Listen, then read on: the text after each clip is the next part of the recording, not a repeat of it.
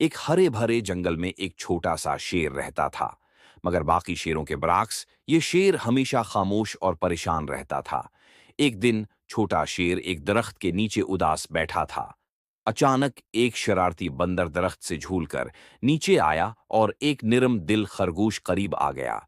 बंदर ने पूछा, तुम इतने उदास क्यों हो? छोटे शेर ने आह भरी और कहा, मैं दूसरों की तरह बहादुर नहीं हूं। उसी दिन एक बड़ा हाथी तालाब पर पानी पीने आया।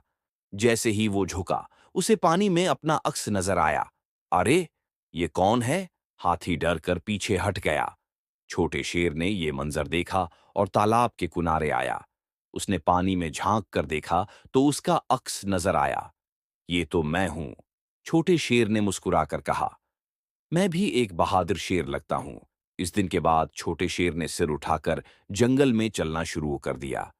बंदर और खरगोश खुशी से उसके पीछे पीछे चलते रहे। अब छोटा शेर है, दरख्त के नीचे सुकून से आराम करता है और उसके इर्द गिर्द सब जानवर हंसी खुशी बैठे हैं। जंगल में खुशी और मुस्कुराहट छाई हुई है।